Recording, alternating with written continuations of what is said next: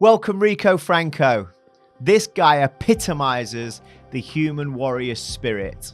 If you are looking for inspiration, if you are in a challenging place and you're not sure how to navigate your way through, I think you will enjoy listening to this episode.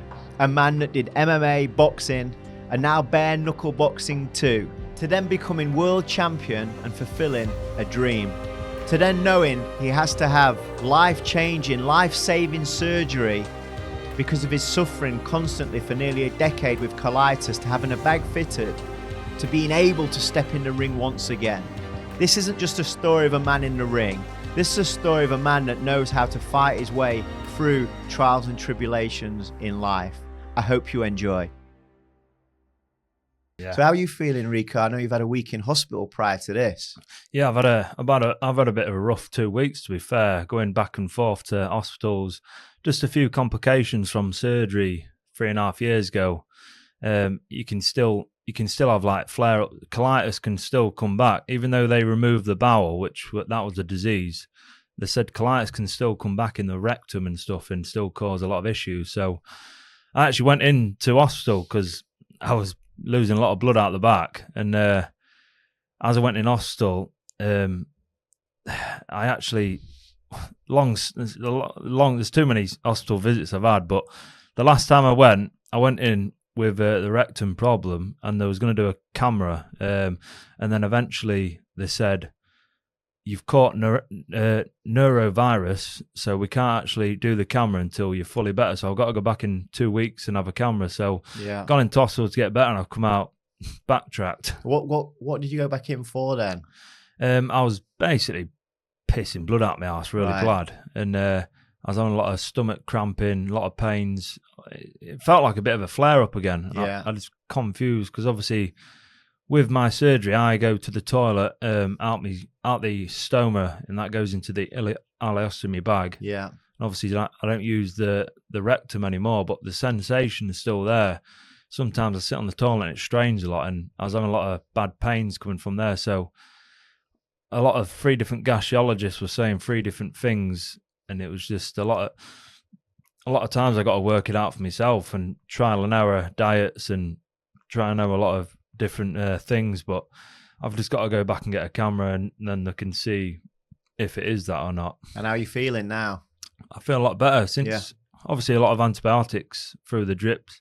I hate taking antibiotics because it ruins all the gut bacteria, but yeah, we have to get on it to get better. Then now I'm just going through a process of getting probiotics in, trying to feed the gut again, get the gut healthy, back on top form. I feel loads better, to be fair. Yeah, and what a story you've got, Rico. I mean, like, what, you're 30? 30, yeah. You're 30 now. Yeah. I mean, and you're still young. And when I've listened and read and researched you, the amount of things that you've been through, to even see you set opposite me today, you've done well to just be alive, really, haven't you? And yeah, you know, that's not dramatizing the situation, but the amount of times that you've nearly died and then you've come back, but not just come back, you actually compete. And for me, one of the most brutal sports is the bare knuckle boxing. When I'm watching that, I said to you earlier that when I'm watching your fights and I'm closing one eye because it's just so brutal, and you're just there toe to toe with these guys, and then going through all that you've gone through with your illness.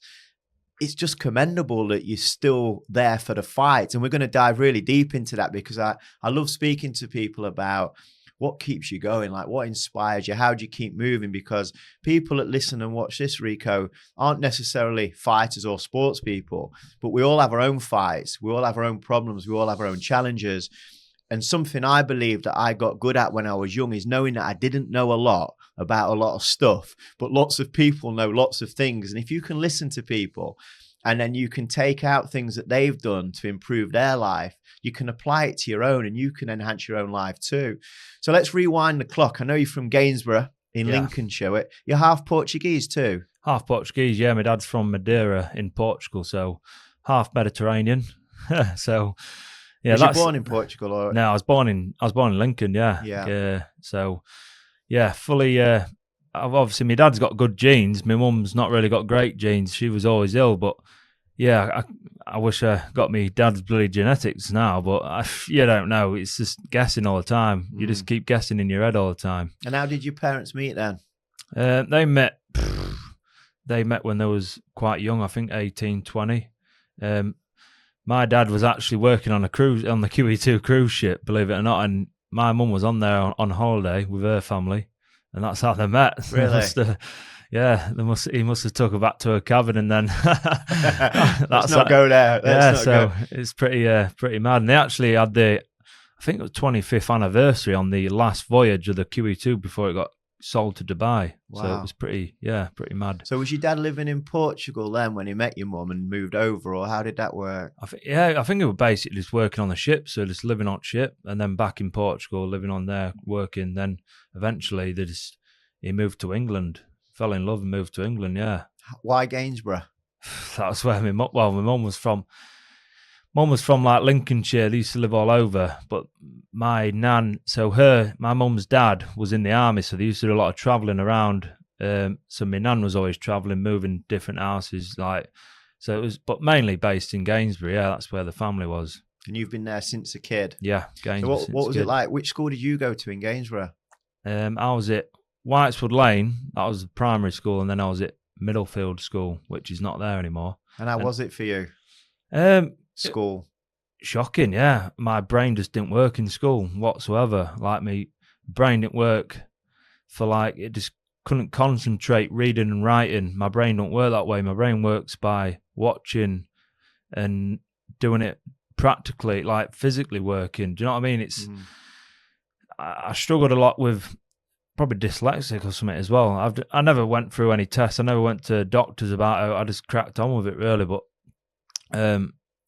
I always struggled with that. I just always have like a focus in, like, obviously PE was my thing and physical activity. Yeah.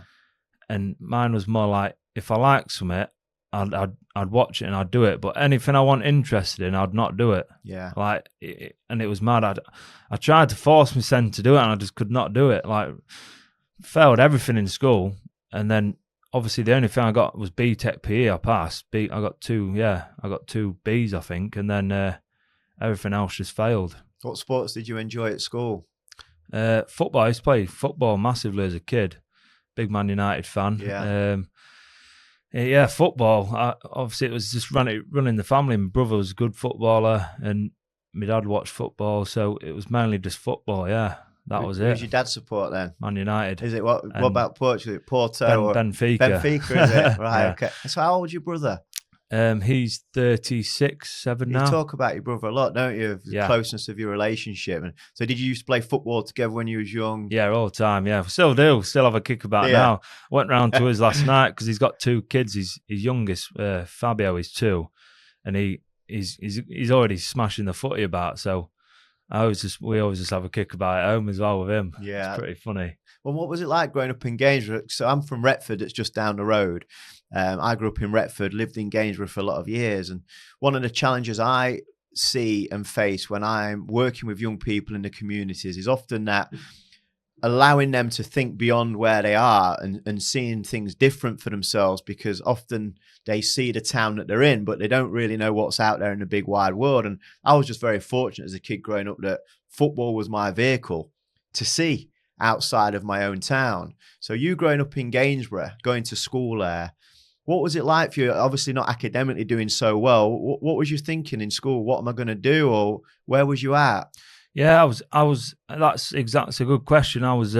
It's quite a restricted area, Gainsborough. You've got to travel a lot of places to do stuff, and there's not a lot of great things in Gainsborough to work and get a great career out of. So I was very confused, and I wanted, like, I knew I failed in school. I didn't know what I was doing. I was a grafter though.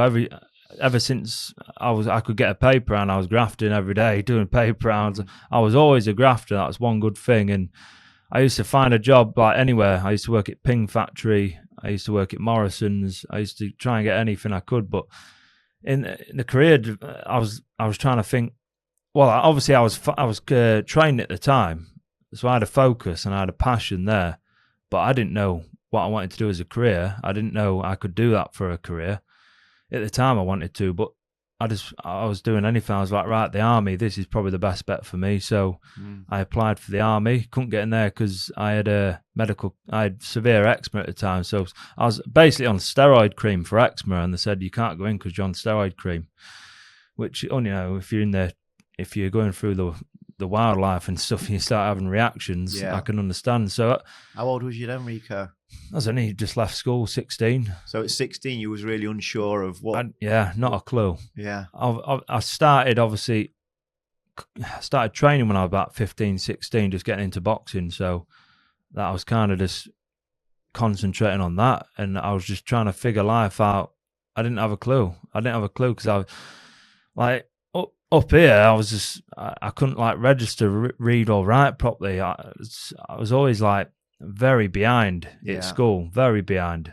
Like obviously, that was one big thing. But career-wise, I didn't have a clue what I was doing. I went to college, did a bit of bricklaying for 2 years. I was quite good at that because I was watching it. I used to watch how they did it, and I used to love hands-on doing stuff. So there was something there, but I just didn't know what it was. And so it's interesting that, because I think the majority are like that, 14, 15, 16, a little bit lost, what they're going to do, where they're going to go, how they're going to earn money, what career, what jobs, you know, all of that stuff. They might have hobbies and interests, but not sure how they can turn that into a vehicle to maybe earn money at the same time. So I can imagine for you growing up in Gainsborough and you're getting 15, 16, you love sport, but it's not really a reality in your mind yet of that it could be your thing. So when you leave school and you're doing your bricklaying at college, was you boxing then? Was that your first intro to combat sports? Was it boxing? Yeah, boxing. So I was boxing for about a year, on and off, like trying 3 times a week. I couldn't drive at the time, so I was getting a lift off someone who started off. But then there was an MMA gym in Gainsborough, so I kind of like converted. It was just easier for me because I wasn't driving, so I just went to Gainsborough. It was an MMA gym. So I literally started MMA. That was my career. So I started off boxing originally, and then my hands, I just love boxing. And obviously, I went to an MMA gym, and then that's where it started in Gainsborough. So I went for the first session. I wasn't keen on the grappling. Then after one session, I was addicted every day, and I was just turning up. I was obviously going to college, working at Morrison's, and then training every night. And it was just like, I just didn't know where I was at. I had 3 different things going on. My head was just all out. I just wanted to train. Yeah. I love the best thing I did was love training. That was it. So at work in the day at Morrison's or wherever you are, all you're thinking about is what I'm going to do at the gym training tonight. Yeah. What was it that really pulled you in then, do you think? Did you know as soon as you walked in and you trained, did you think this is for me? I want to do more of this? I think it was the feeling. When you're training, there's nothing on your mind. Your mind's just clear, like from everything day-to-day life. You're just in that zone and you're flowing and you're just in a good place. And I think by the end of the session, when you've let off all the dopamine, you just feel amazing. And it's that feeling you're just addicted to. And obviously getting punched in the face just makes you feel alive. And didn't you mind that then, right from the beginning? Was you all right with that? Yeah, obviously no one likes getting punched, and it took a while to get comfortable, to get in that position. Like at first, you know, your reaction to getting punched is not normal, but once you start figuring it out, I love punching people, but once you get comfortable getting punched, then you start to enjoy it. And yeah, after that, it's amazing. So what reason did you say you didn't like the grappling so much when you first went in? Just because obviously back in the day, I didn't know what grappling was. I didn't have a clue. I'd seen men grabbing older people, and I thought, this is not really my thing. I was a bit unsure. I didn't know how I'd process it, but I did a little bit, and that was it. I loved it. I thought this is great. This is great to learn. Then once you start getting a few submissions, choking a few people out, you start thinking, actually, who wants it on the street now? You start available. Well, you start building confidence. Yeah. You start building a lot of confidence, and you start feeling good about yourself, and then that feeling just carries on. And then there's a process of just getting better, learning, and every time you get better, and then you have a fight. You're going through the process of having a fight is just different as well, and it's just good feeling. And I can imagine like the awakening moment for you if you've gone through school, not really know what you want to do, and you've no career on mind, and you're living in Gainsborough, and you're a bit lost with where your life's going to be, and then you walk into the gym and you're stimulated by something that I don't know if you'd ever felt that kind of elation before, but I always like it when I play football. It was like the feeling was just magnificent. Just forget about everything in the world for 90 minutes. So when you walk into that gym from the first time, how long was it, do you think, until you started to think, I think I can do something with this? I think it was training for me when I've had my first fight. Obviously, a lot of first fights for people, it's either makes or breaks them. They'll either have a bad experience and don't ever do it again. Oh, this is not for me. Until you've had a fight, you'll never know if it's for you. I had my first fight, and it was on a week notice as well. I was training. MMA this, yeah. So I was training for about a year anyway. So I knew all the basics. Never had a fight, and then it was a last minute fight in Liverpool against one of the top gym, K-Bon gym, and he had Terry Etam in his corner. And he was in UFC, Terry Etam at the time. And I looked across the cage, and it was this guy, and it's this bald head guy, and he was juiced off his tits. It was massive. Yeah. And I thought, hang on a minute, this is it. I was nervous as hell for that fight because I didn't know what to expect. Yeah. I managed to go 3 rounds without getting submitted or anything. So, and then I realised after it was like, no, not Olympic. It was BJJ Jiu-Jitsu gold medalist at the time as well. So I should have been buzzing. Like, I didn't get submitted. I was coming out of, arm bars and everything, and the rage I was fuming after the fight, and I thought, why am I so mad? Like, when I look back now, I'm like, it was just my competitiveness. Yeah. And I wanted to get back in there the week after, and then I had my second fight probably a couple of months after that, and I lost that in the first round. Yeah. I just dived into a guillotine choke, and I lost 2 fights in a row. I wanted to get back in again. I was addicted to. It didn't put you off. No, I was that angry. I was that competitive. I'm like, no, I need a win. And then on the third fight, the win was just, that was like it was a better feeling because 2 losses coming into a win. It was unbelievable. And where's that come from? That competitiveness, then? Do you think? I really don't. It must have been just from a kid, like probably from my dad. I'd say, just I don't know. I think you've either got it in you or you haven't. I think I was always competitive. It's like anything I do, playing footy at school to playing football when I was a kid. Like I used to hate losing.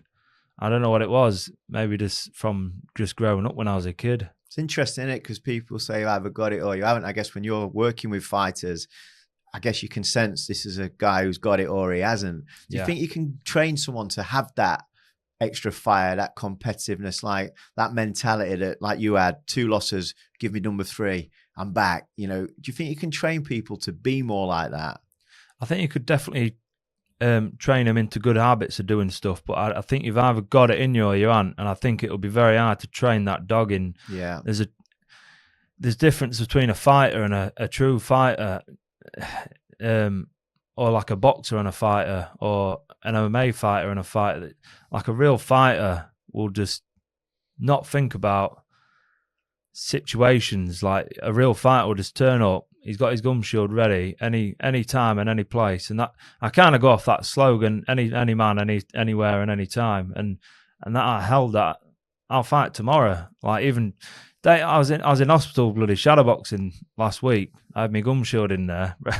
Obviously, it's just a bit of a joke, but it's like I'm just that ready all the time, and I think you just can't train that in people. Do you love it? Absolutely, yeah. I love like the whole process of it. I just love fighting. I just want a fight. I've not fought in over it. It's coming up to a year in June now, and my wife's doing. She's saying I'm doing her head in every day. I just talking about fighting. Yeah. Obviously, I've had a bit of a break, but it's just constantly on my mind as soon as I wake up. Yeah. So when you have them 2 fights and you lose and then you go for the 3rd and you win the 3rd, at what point did you start to raise your aspirations of, you want to become a world champion, or you want to travel the world and fight as your full-time thing? That didn't come for a good few years until I probably turned pro. Yeah. I mean, I always wanted it when I was amateur, but it was that far away. It was like, it felt impossible at the time because it was that far away. But when I turned professional, I was working full time at the steelworks in Scunthorpe, and I knew then, because I was turning up to work. on a job I hated. I never used to like any job. I used to hate every job I was in. I was depressed. I felt I was depressed in every job, and I even used to message my partner then. I used to say, look, this isn't for me. Yeah. I said, I've probably got messages on my phone saying, one day I'm just going to train full time and that's all I want to do.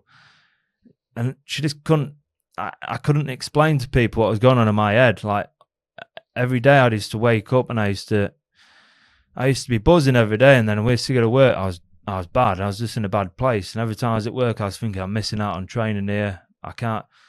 And eventually in my head, all I was repeating in my head was, I'm going to train full time and that is my goal. And then eventually I took the risk and I went part time. I worked in a gym part time.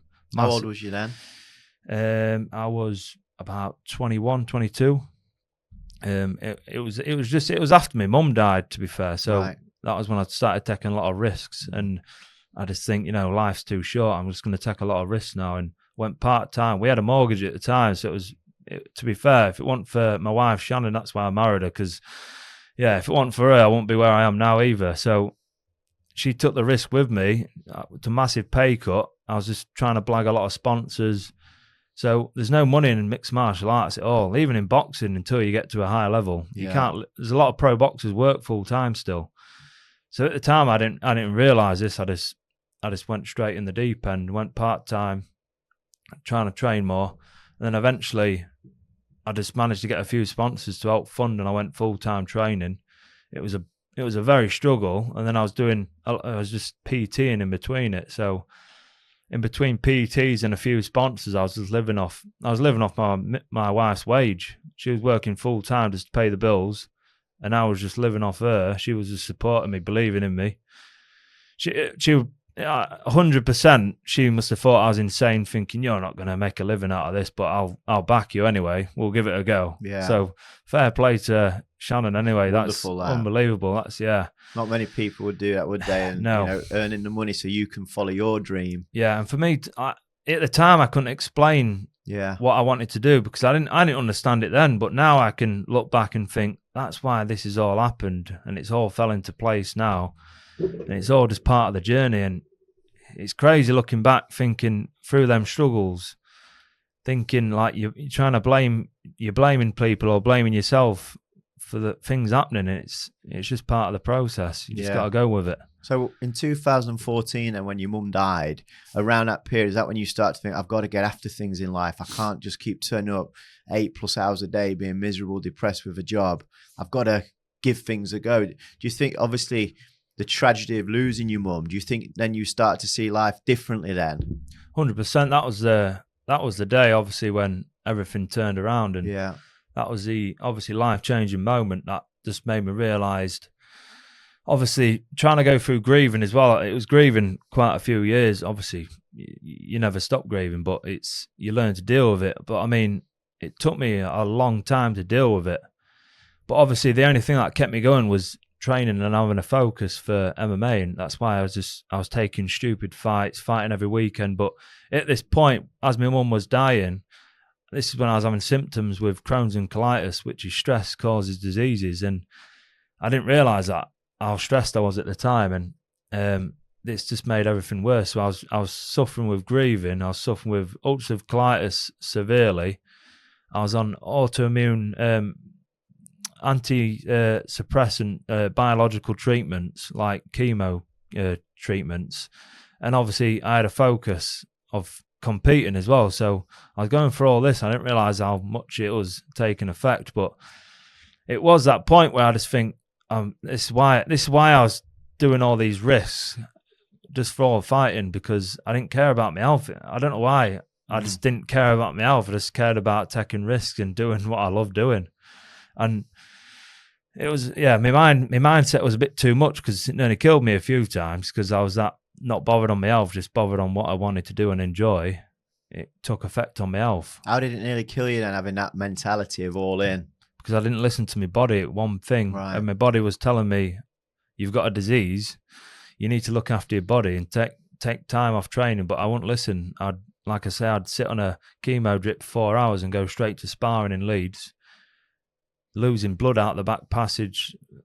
Even before a fight, warming up with Danny, like losing blood, running to the toilet. He's like, "You sure you want to fight?" I'm just like, "Yeah, I want to fight." Obviously, you know, your mindset. It's a bit like a dog, like chasing a rabbit off a cliff. It'll do it. It'll just.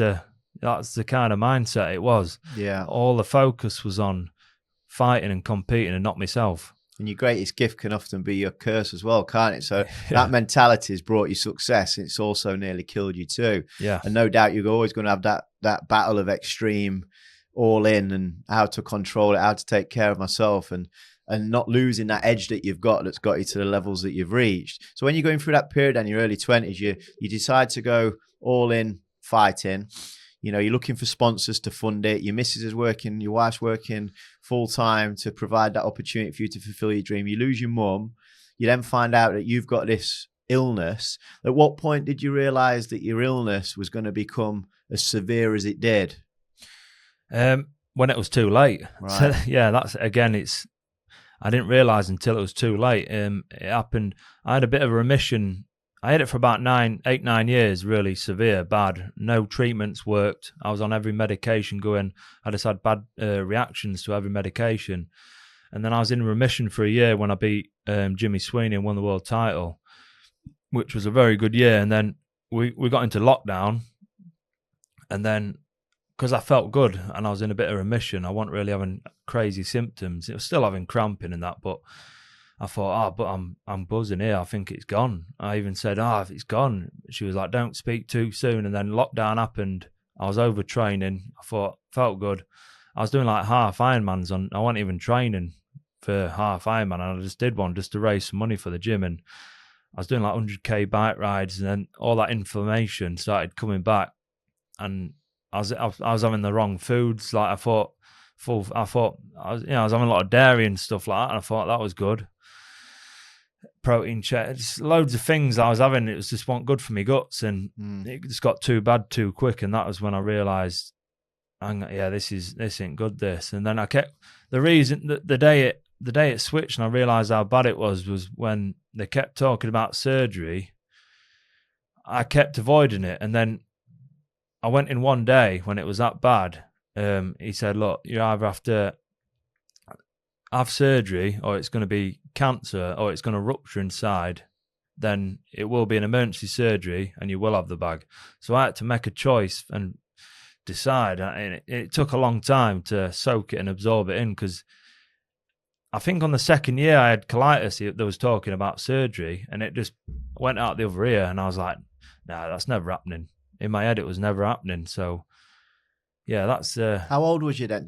How old was you when you got diagnosed with colitis and started to understand it? Because you said 8 or 9 years you were suffering with it, but didn't really do that much about it other than what you had to. So at what point did you know that you got it, from then to actually being forced to have something done? Yeah, so I got diagnosed when I was about 20 years old or 19.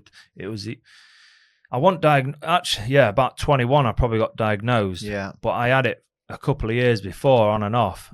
And then obviously when that happened to my mum, it started getting worse. So the stress of everything happening in your life was making. And what was the official diagnosis? What did it say it was? I went to the doctors for about a year saying it was, and they just kept pieing it off saying it was IBS, right? Irritable bowel syndrome. Yeah. And he basically just threw a bit of paper and said, "Hey, just change your diet, just do it yourself." Basically, I just kept saying, "Mate, I'm toilet 30 times a day, losing blood." I was like, times a day. I was that normal? He just said, I must have been doctors 10 times, and that's why I never used to go. I used to think, he said it's that, I'll just leave it. Yeah. So I just left it, got that. And then when I actually got, it took months to get a camera, colonoscopy, and then soon as they seen it on the screen, it was like severe case of colitis straight away. So yeah, that's when I was like, oh yeah, maybe this is bad. But I didn't even look into it too much. I just met Shannon at the time, and we just started seeing. We weren't fully. I don't know if we were. I think we just got together, and I got diagnosed. But I wasn't telling her at the time, it's a mad story, but I was saying at the time, I was trying to like impress you, like you do, you man, and you're in love for the first time. You're like, I'm trying to impress you, and then I'm here trying to act all casual. I'm having cramps and pains, running to the toilet. I'm not saying. She's like, you all right? I'm like, yeah, I'm fine. I was too embarrassed at the time. She had no idea. No. And then obviously, eventually I told her and she was like, yeah, you need to get checked and stuff. But then I was going through my mum as well. And then when I got diagnosed, obviously I just put it past me and I just think I didn't take it serious. I didn't really, I just didn't take it serious at one bit. Even though you was in so much pain on a daily basis and going to the toilet, passing blood, you still didn't take it serious. No. Was that like, do you think when you look back now, you was like just blocking it because you didn't want to accept that might get in the way of what you wanted to achieve? 100%. Yeah. And I think I was just a bit, like I say, I was slow at school. I was a bit behind. I didn't really register anything. It was more hands-on. I just wanted to do and go. And I wasn't really a thinker. I was just like, boom, there, it's there. You know, like a dog sees a cat, it's like, boom, it's there, it's going to kill it straight away. It's like that was me.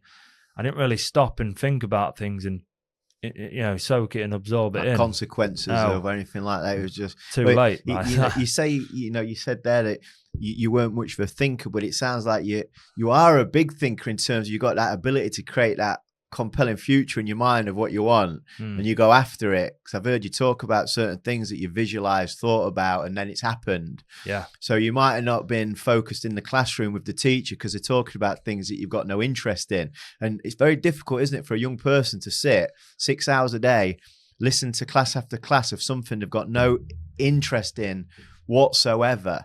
But as soon as your mind was on what you loved, you had the ability to create whatever it was in your mind and then back yourself enough to go after it with everything. You got to the point that you're ignoring an illness that could kill you. Yeah. So it was every day then. So you're training while you're running to the toilet 30 plus times a day, passing blood. You're still training. Yeah. This is what I mean. I never used to tell people because I used to be quite embarrassed of it. It's quite an embarrassing thing, running to the toilet, thinking I'm going to shit myself in the middle of class. And I'd be running to the toilet constantly. But my gym was in Leeds as well at the time. So I used to travel from Gainsborough to Leeds. It was like an hour and a half, 3 hour round trip, sometimes 4. And I'd be traveling there every night. And then I've even had speeding fines from rushing trying to get to the toilet, believe it or not. But it's been a mad old journey. Like that feeling, I don't get. I wish I had surgery before because I just left it that long. I wish I just got it straight away. Yeah. But obviously I didn't. But what I know now, the knowledge I know now about the gut health and everything, I wish I knew that when I first had colitis. I probably wouldn't have had surgery. But things happen for a reason, like I say. Well, when you think about what you've accomplished as a sports person with that as well, it makes it even more remarkable a story. It's like it's difficult to comprehend because when I was doing the research about you, and I'm doing this, like I'm doing some running training for an ultra marathon. I did one a few weeks ago. I've got a bigger one coming, and my only reason to not run is busy. That's it. I'm not fighting any bad health or any conditions. So when I was listening to you that was training through all of that, honestly, it's had such a big impact on me because I thought to myself, like a couple of days ago, I was thinking, how can I not train when this guy is training and he's going to the toilet 30 plus times a day and he's feeling severely ill, but he's still turning up. Yeah.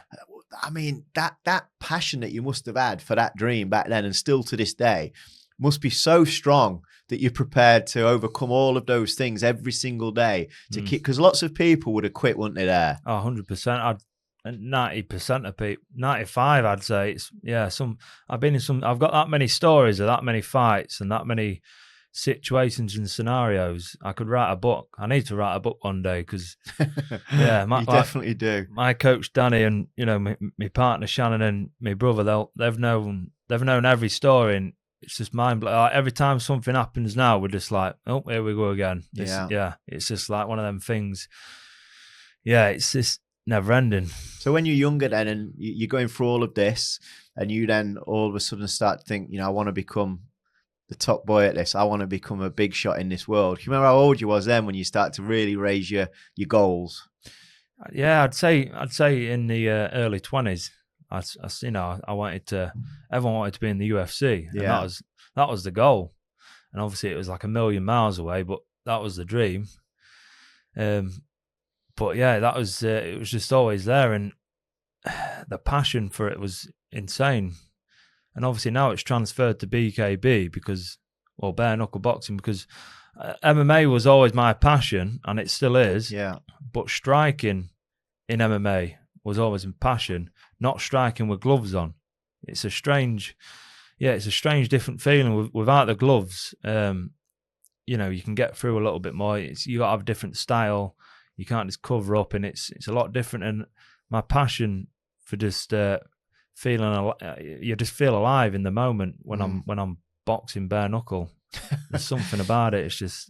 So when you were in the MMA then, in your 20s, at what point did you start to think of bare knuckle boxing? Because you did boxing as well, didn't you? Yeah. So at what point did you think, right, bare knuckles for me? Basically, I had a few boxing. I only had about four boxing fights, I'd say, unlicensed, and the rest of them was MMA. Probably had about 80 odd in total now, but at the time I was doing professional MMA, and I said to my coach, Danny Mitchell, I just said I wanted to try a bare knuckle fight, just to try it, because every MMA fight I was having, I was either winning by TKO on the strikes or getting submitted. That was my losses.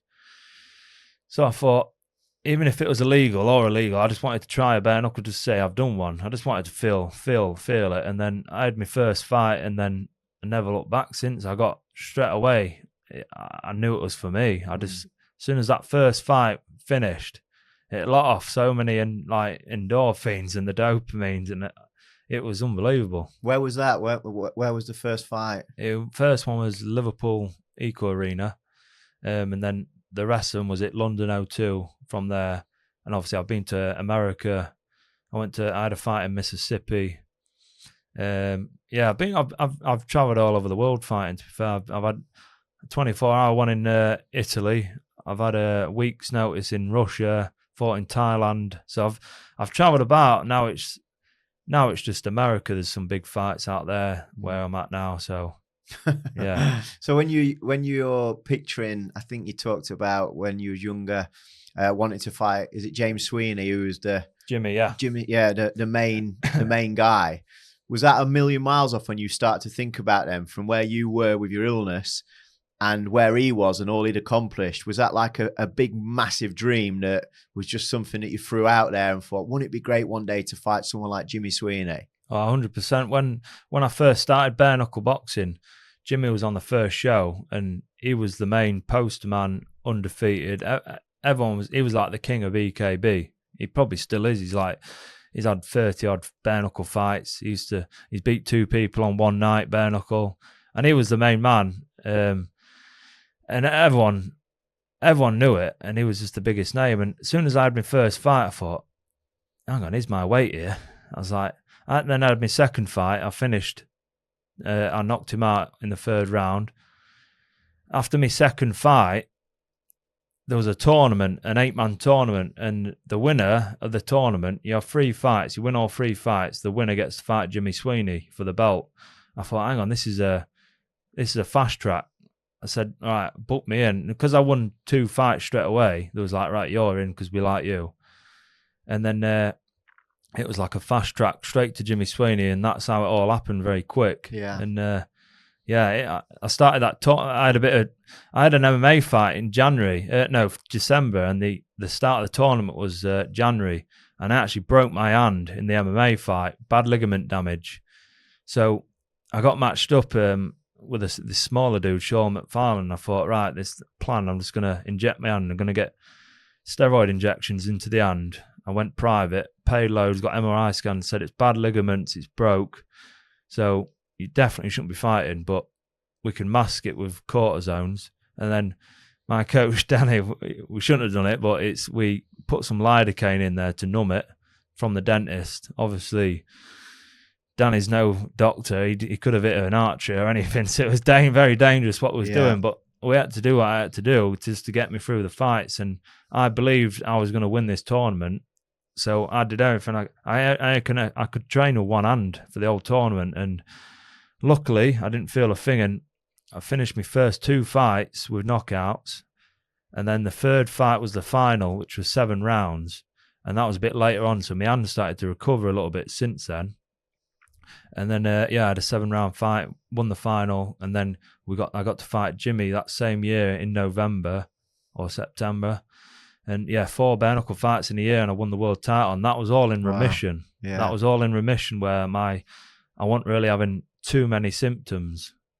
So you felt healthier then as well through that period. Yeah. Yeah. I felt, so your hand then, could you not punch with that hand then in these fights, the early stages of that competition? In the fight, I punched with it because the adrenaline's running through, and it was numb. I couldn't feel it. So the lidocaine just numbed it, just like the dentist used for your teeth. So we put it straight into the joint where it was damaged with the ligaments. But obviously after the first 2 fights, I finished them quick, just mainly with my left hand. Yeah. And I didn't need to use my right. And even though the second guy I fought in the tournament semi-final, he's like high level. He's on my show now, and he's been knocking people out. He's probably a better boxer than me. Yeah. And I actually knocked him out of a combination where I didn't really need to use my right hand. So it was going right to the body, then left up to the head, and visualized it that many times, it just happened. Did you? That's why I believe visualization, manifesting that for that long, and it works, and you believe in it, and it'll work. So did you so before a fight then, would you be visualizing them in front of you, them throwing punches, you throwing punches, where you're going to move, how you're going to protect your right hand as much as you can? Would you be role playing that in your mind? Yeah, that was the fight where visualization started. That's where I felt it work, where I never really did it before. But for this fight, I don't know why, because my hand was battered, I thought, right, I'm just going to focus on this combination. And this combination we did in the back, jab to the head, right to the body, left up to the head. We did that, or in the warm-up, I just did that about 30 times. And every time it landed or felt good while I was repping it, we got like my coaches or whatever, we did there was like a little, yes, that was the one. And that trigger point, it triggered it. And I did it twice in the fight, like probably 3 times. 2, it didn't land. And on the 3rd one, it triggered. Like I just felt it. And it landed, and it didn't feel like I did it. It was like a dream. And it was like, that already happened. Yeah. And I've just redid it. And it was a mad moment. Powerful, that, isn't it? How you can rep it so many times in your thoughts that when you're actually doing it, you've already done it. Yeah. It feels like you've already been there. Like Conor McGregor says. Yeah. Yeah, exactly the same. Yeah. And that's what I believe in. And ever since, for the final, it was a bit tricky. It was a bit of a long training camp for that, and a few things I was a bit fatigued. So, but it wasn't really a fight. It wasn't really a boxing fight. It was just a brawl in the end. We just roughed it out for 7 rounds, and 7 2-minute rounds. 7 2-minute rounds, and I won that, and I visualized with a Jimmy fight, and I won the Jimmy fight, and that was crazy. How long was it after that 7 2-minute fight then that you then fought Jimmy, who's the main man? So I think that was in June, July. 3 fights from the beginning of the year, from January, finished June, July in summer, won the final, and then obviously I needed a break because I had bad concussion, hands were battered. Then it was on about, I think, September, but I think we did it in November. So I had a good 3 months off. Still not a lot though, is it? No, still not great. Your brain's the main weapon. Managed to get a few months recovery. Then, we fought in November. And how was your illness at that point? Touch wood, it was still under remission. Yeah. I don't know what I was doing. I was on different medication at the time, and it just kind of settled in. This is why I believe things happen for a reason, because while I was in remission at the peak of my career at that time, and everything happened so quick in that space of a year. No one normally has 4 bare knuckle fights in a year, and I managed to do it with a broken hand. I shouldn't have even fought, and something was telling me I needed to do it. And I did it all, and it just all happened in a year, and it was just a crazy moment. So when you get to that fight then that you've dreamt of all your life with Jimmy Sweeney, your right hand, had it recovered by then? Yeah, it wasn't fully recovered, but it definitely, it was as good as it was going to get. I could use it in training. Yeah. So your hands improved a lot. You feel good with your colitis, your condition, you feel good. Was you starting to visualize then building up to that fight with Jimmy Sweeney? Was you constantly going over it in your mind of what you was going to do? Because it must be, I mean, maybe not for you, but it must be daunting. It is basically a bit of an icon and a role model to you. And all of a sudden you're going to be toe to toe with him. Yeah. That's everybody knows how good he is. So what was going through your mind on the months building up to that fight?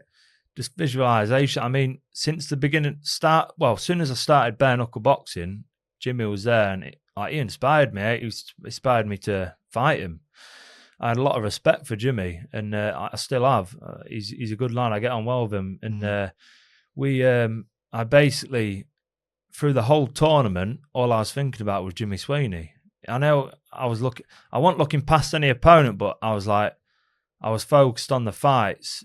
And like I say, I was visualizing that knockout, and it happened. But every fight, I was just thinking, I'm going to wipe this guy out, and then eventually I will fight Jimmy and I will beat him. And I just kept picturing every night, like, with that belt, and it was above me. It was crazy. Like, every day, it was in my head, just Jimmy Sweeney. Everything was Jimmy Sweeney. I was obsessed with him, but I had to be and then when it happened, like I said, it felt like a dream when I just walked out there, and everything that I've been visualizing just happened. Like, everyone's lost the fight before they've got in with Jimmy because they're already intimidated. Like, we turn up to weigh-ins and stuff, and it was like little things. I trained my brain to get into just the fight zone. Like, I'm not showing him any respect. Like, as soon as we weighed in, I got straight up to his face, and I'm like, we mean business. And I just want to make sure he knows that. He probably underestimated me maybe a little bit, but I just wanted to show dominance, and I just did there was loads of little triggers I did leading up to that fight, and even when I got in the ring in the fight, just little things I was doing, making out I was dominant, and this was my ring. And I think things like that mentally. And did you feel dominant though? So, in the weigh-in when you squared up to him, was you forcing that, or did you feel? No, that was at first I was like, all right, I'm going to force it. I'm going to try and do it. Like, I do it. To be fair, I do it anyway. Like, with all my opponents, even in the final, every fight I just get in the face and just show them, like, I'm not here to make friends. This is like me and you in there, and this is it. And I've got respect from after, as long as both get home safe to the families. I'm not, it's not personal. It's just whoever's in front of me, you're in the way of my dreams. And obviously, when I went up to Jimmy, like, there was no fear, no nothing. Like, I was winning this belt no matter what. It's hard to explain the feeling, what goes through, but you were so confident, confident, super confident, going into that fight. And then when you're walking out to the ring with him, was there any self-doubt kick in at any point, or was it you just so focused on the outcome that you wanted? That was the only fight where I felt invincible. Really? And it felt like my mum was just there next to me, just doing everything. It was like it went through my head that many times, everything I've already been here, because I've done the ring walk that many times, like 4 times, I think, at this time. So I was just visualizing walking down through the ring, walking up in the ropes, getting in the ring. And when I was in the ring, you notice on the videos, I took the center of the ring. When Jimmy was walking through, I pictured him. He always has his entourage of people, belts. He takes ages walking in, tries to intimidate. As soon as Jimmy got in the ring, I took the middle of the ring, and I just showed dominance. I was like, I'm having this ring. And I was just like straight up to him. I was just like, as soon as I give him a little bit of fear, he's going to see that. Yeah. And he's going to take advantage, and that's where he'll come on top, where I just didn't show anything. He even dropped me in the 3rd round twice. And because that visualization was that strong still, no doubt in my mind I was losing that fight. Yeah. And I started performing. I recovered, and I performed even better. But the second round, I was in this flow state in the second round, that I've never been in. That was the first. Well, obviously, I was in it obviously with the knockout I did, but the flow state I was in, it was magical. It felt like it felt like I was just sparring. It felt like it was just reliving this dream I was constantly thinking about. Yeah. And to get into that zone it's unbelievable to get in that zone. That's a zone every fighter needs to get in. Was it just like everything was happening subconsciously? Subconsciously happening, like autopilot, but everything you've just repped and done, it's just coming out to play. Obviously, still caught me with a few bad habits, and I was just getting I got too comfortable. After that second round, I thought, I'm smashing him here. I'm gonna finish him. And then third round, I got a bit comfortable, and there was a few things in like the training camp was laughing and joking, doing some mind games and stuff, and was taking the mick out of some like defense lab thing. So I was doing some of this stuff, and that's how comfortable I got. And obviously, bare-knuckle, you can't get too comfortable. And he dropped me twice, and I recovered, come back in the fourth. It was a very close round in the fourth again, but then the fifth, I started to take the lead, and everything was coming back, and I got my second wind. And by the sixth round we started off in a minute, and I opened up this massive cut on his face, and the cut was just squirting out, and his face was a mess. And the ref stopped it, and I know that was the best thing. I get goosebumps thinking world about champion. it. Yeah. Wow. What an achievement. Not just world champion, but it's everyone, like people on BKB can become a world champion, but to beat Jimmy Sweeney to get the world champion, like that was just, for me, that was just like a dream. And that's just goes down in history. Yeah. To beat the GOAT. You've thought about it so many times, and it actually happens how you've thought about. When he puts you down in that, was it the second round he put you down, third round? Third. So when he puts you down there twice, did you have any element there of thinking, right, like did any doubt come in there, or was you still so focused on what you had to do? Because I've never obviously been in that situation. I've often wondered when a great friend of mine, Darren Barker, who went on to be world middleweight champion, I had a conversation with him about this, and he got put down. And as he got put down, in his suplex, I think it was, he went down, and he said as he was down there, he'd lost his brother many years before in a car accident. And he says, honestly, in that moment there, he said, I'm in agony, and I can hear the ref counting, and my brother was in my ear saying, get up, just get up. And he said, that was enough for me to just get up. And he went on to win the world championship in America. Yeah. And, when I'm listening to you now, I'm thinking, what must it be like when, things are going well, you get put down twice, and your dream is to beat this guy. Did anything creep in there? You thought, he's got me now? No, nothing. Really? That's the thing. When I think back, even though put you down twice, that's been in my head before in fights, plenty of times, especially in amateur. That's been in my head where you get to a position where you're in control, like someone's on top of you grappling or beating you boxing. You're in control, and your thoughts go through your mind. I don't want to be in here, and you've got to power through. But if you don't know how to deal with that, you can't. But nothing even went in through my mind. Like, I think I was laughing after one knockdown. I kind of like just chuckled to myself, and I was just like, but in my head, I was just like dazed, and I was on my legs, like fully going. But luckily, it was at the last bell, last 10 seconds as well, and I could recover for a minute. But when he knocked me down, it was like a flash knockdown. I got back up. Nothing was really going through my head. I was just wanting to get back to autopilot.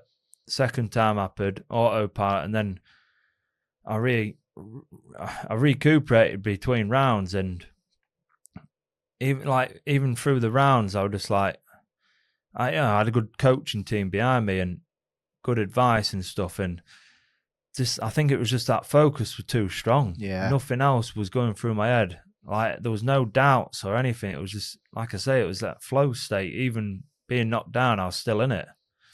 It's sometimes difficult to even explain, isn't it? That I even visualize getting knocked down and getting back up. So that I think that is part of, I've been there. Yeah. Oh, this has happened in my dream. So that's a great point you make there, because I guess if you haven't thought of that and it happens, it's a shock, isn't it? Yeah. But you've thought of that, and then you'd already thought what you was going to do if that happened. Yeah, because I've not been dropped in bare knuckle. Yeah.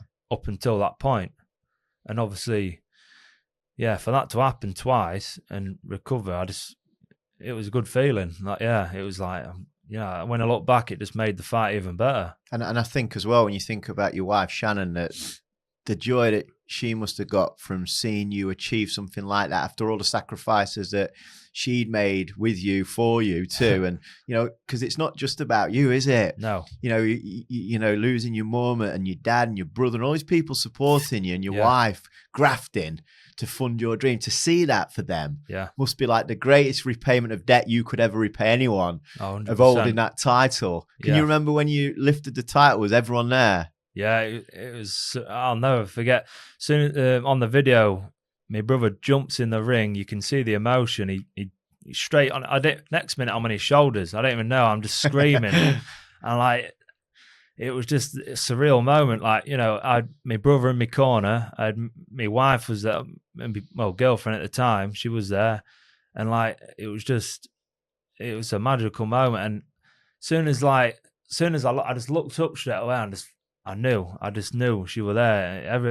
Everything was just for her, and I was like, I'm winning this belt for my mum, and I just wanted to make her proud, and I just think that was all. That's what pushed me through everything. There's a lot to be said, isn't there, for that emotional leverage there with, all of that fire you've got inside of you. It sounds like there's just literally no way that guy can beat you that night. No. And it must be horrible facing someone like that you put down twice and just keeps coming. Yeah. And just doesn't show any signs of failing. I basically, so when I fight now, it's mad to say, but I prepare my mind to go till death. Like, I prepare for death when I'm going to a fight.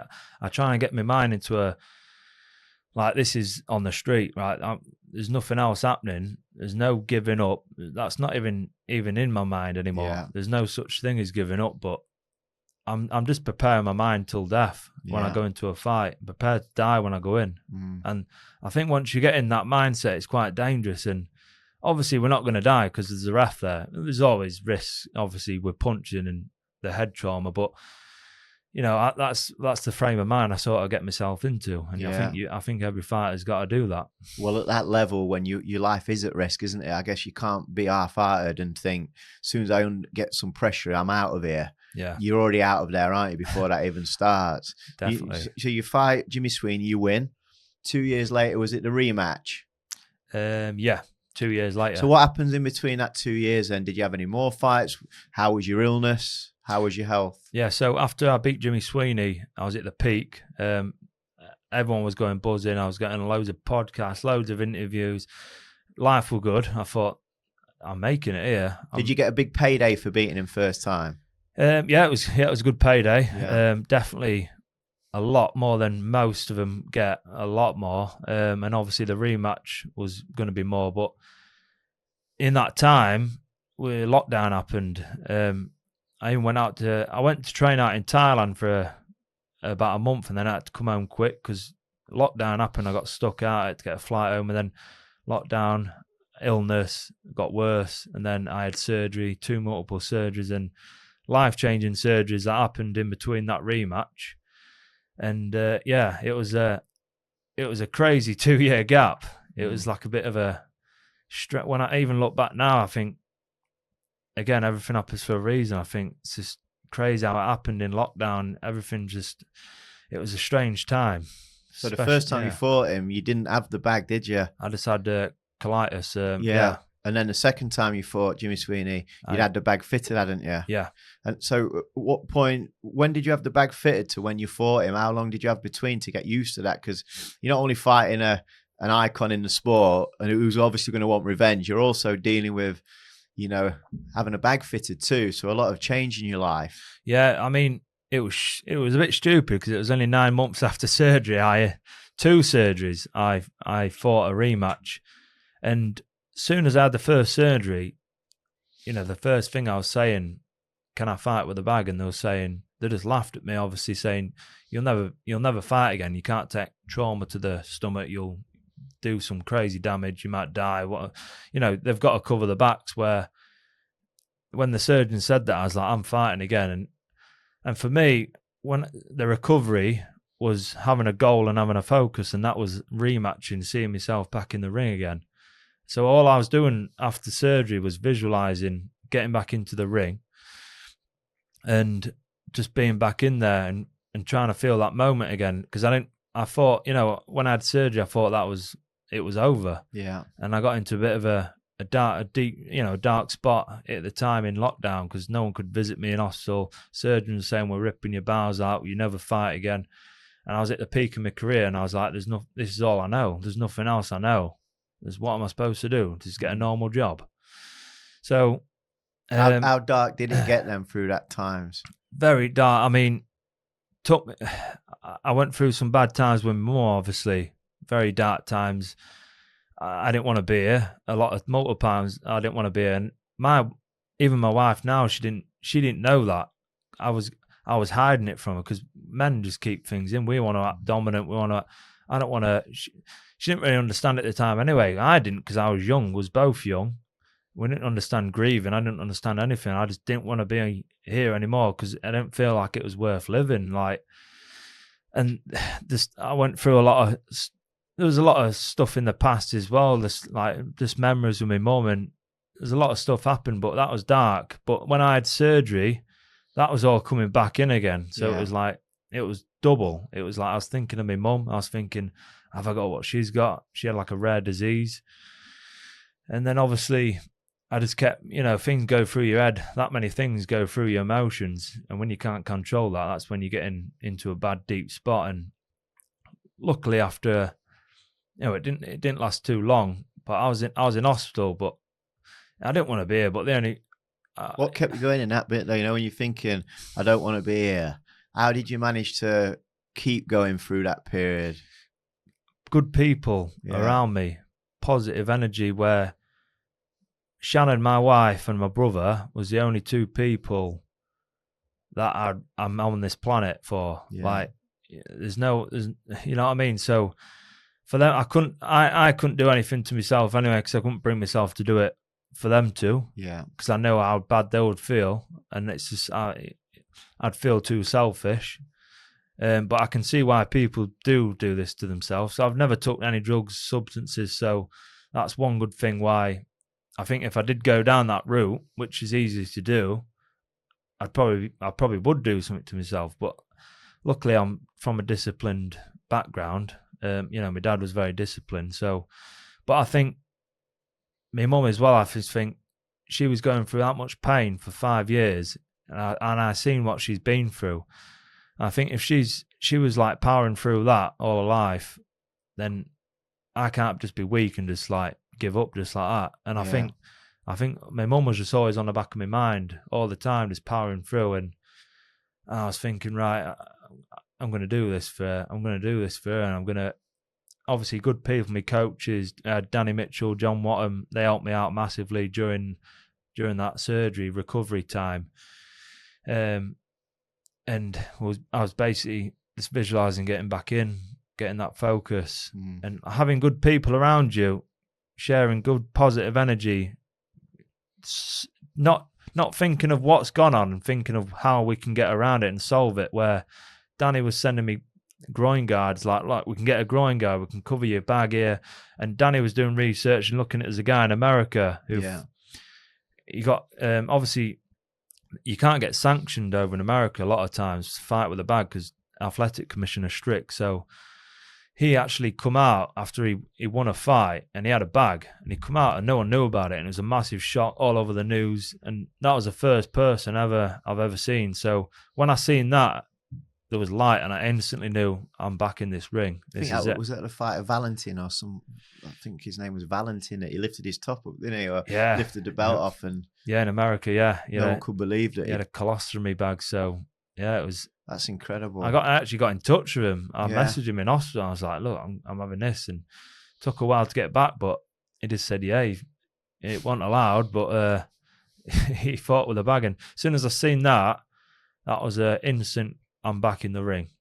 Gives hope, doesn't it? And I think fair play to him for doing that, because if he don't do that, you're still doubting. But you see that, and if someone else has done it, you can do it. Exactly. And I think it's great that you speak so open and honest and very vulnerable about how you felt for that period, because people might get a misconception that you're a bare-knuckle boxing fighter and you've done MMA, you've done all this stuff, they might just think you're this tough guy that doesn't have these thoughts. But there's nothing wrong with, like, when you have them thoughts about yourself, I think it's great when people share that they've had them, so they don't look at people like these superhuman fighters or sports people or entrepreneurs that don't have tough stuff to go through. And you've done what I really believe in. In those dark moments, you've had the ability to think outside of that situation. And I don't think a lot of people, when they feel as bad as they do, I'm not sure that people can find it within themselves to think past it, because they can't see past it. They're literally in that dark place that it absorbs them. And if you let that moment define you, how are you going to get the energy to pick yourself up and to go again? And you being that visual person, like you said, at school, you didn't learn academically well, but you've got that skill to create that vision that I believe gives you the energy to get out of where you are to somewhere greater. Because if you didn't have that ability, it's not even worth thinking about how your life would have turned out. 100%. And I think, you know, you've just got to not put the blame on anyone. You've just got to just do it yourself. And you've got, I think once you accept it, once you accept things in life that's happened, and instead of being negative and just, you know, drooling on it, saying, why have I got this? Why has this happened to me? Instead of just doing that, you know, just try and get a focus and try and solve it, try and work around it. Yeah. But it's a very tricky situation. A lot of people it's easy to give up.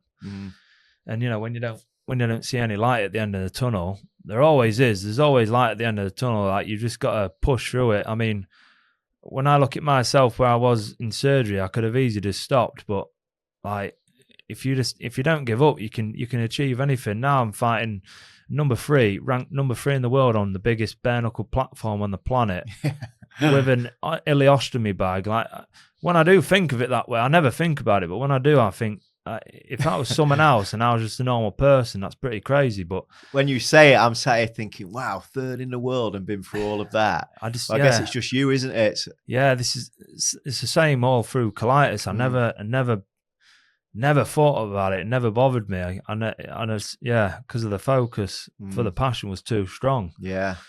But like I say, you know, people struggle a lot, and mental health's massive these days. But you know, always push through.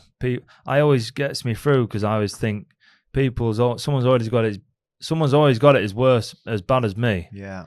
And that's all I think. And my mum, she had it miles. She all her organs shut down, and I seen her on a deathbed for a whole month, just dying slowly, and that I'll never get it out of my head. And to recover from surgery, that's what got me through. I can always remember, because it was lockdown, I bought a turbo stationary bike, and I was on Zwift, just, you know, I was doing a little triathlon plan on there, and I was having some horrible sessions. I was doing like 6-hour bike rides sometimes, sat on a turbo. And the only thing that got me through was just thinking where I wanted to be, and my mum watching me now. Like, I just kept, when I was in pain, I just used to think, looking at, just picturing her face in pain, tubes in her neck everywhere. Like, it's horrible, but I use it as fuel, and to use this as fuel instead of using it as you know, negative stuff, it's going to work. And in that 2 years then that you're getting over surgery, having 2 surgeries, building up for the rematch with Sweeney, you split your stomach as well, didn't you, a couple of times? So I think it was about 2 months after surgery, main surgery, I ended up I was rushing back training. Like, I had a punch bag in my garden because it was locked down, so I was just whacking the bag. And they actually, the main specialists and surgeons said it'll take 2 years for your gut health and immune system to start getting back to normal, because obviously there's a lot of damage in there. Yeah. And obviously I rematched Jimmy after 9 months, and I was training after about a month. I was trying to, like, I was walking every day, I was doing everything I could to recover. Wow. And then there was a stitch internally too tight, and it kept causing blockages. So I had multiple blockages going back, and blockage is obviously, you know, if it don't come out the stoma intestine, it's going to come out your mouth, so you're violently sick. It's just, you know, sticking tubes down your throat, tubes in your stomach. I've got some crazy horrible pictures on my phone, but they figured out, and the last time I had a blockage, there's a stitch internally, so we need to do surgery tomorrow. And I was awake for the surgery as well. It was horrendous, and that was the second surgery worse than the first 9-hour surgery I had, just because I was awake and I was just violently sick. And like I say, for that surgery, I come back out of that surgery. I went home, and 2 weeks later, I split my stomach open. All the stitches come out, and I've got a picture on my phone. From the bag. On the bag was you? Yeah, I just punch bag, Yeah. and the stitches were I ripped all the stitches open. And I just had a massive, like, obviously my intestine is through the abdominals. It goes through the muscles and comes out my stomach about 2 inches. So there's no nerves on it, so you can't feel the intestine. But obviously around, they had to stitch it on. So they had to stitch the actual skin onto, like, into the intestine. So obviously it stays on, so it's not hanging out. And obviously I ripped it all open, and I've got a picture on my phone, just massive open, like, it's like a hole you can see. It's just horrendous. But yeah, that, like I say, my mindset would just get me killed. And that was while you was building up for this fight. That's all happening. So I was recovering. I was doing everything I could recovering, but then my focus switches straight to, I feel good now. So when the thing is with me, when I feel good, that's when I'll go crazy, and I'll do crazy training because I feel good, and then I'll be fucked again the next day. Knocks you back. Yeah, but after then I took, I put my wife through trauma, honestly. I can imagine.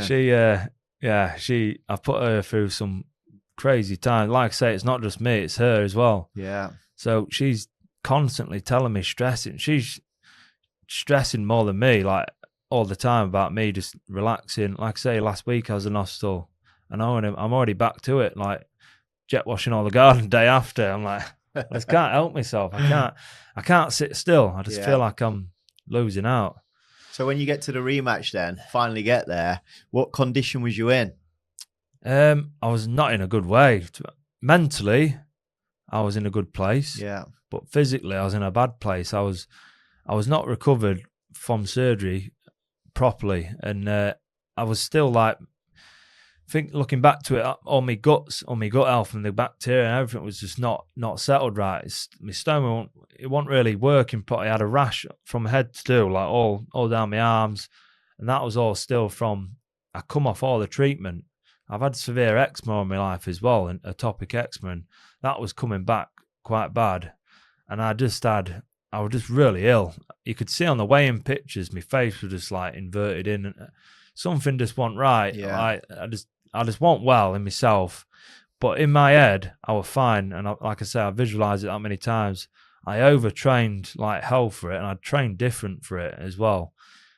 Everything just didn't go. The camp went well. I felt fit. I felt amazing. Sparring was going well. I improved, but mentally, when I went in, I got in the ring. So I was walking out. My head wasn't in that flow state. Right. And I was walking out to the fight, and I was just too relaxed. And I thought, I can't believe this is happening. It's like, I've visualized being in here, this rematch, since being on that surgery bed. And when I was walking into the ring, I got in, and I come out second this time because I was the champ.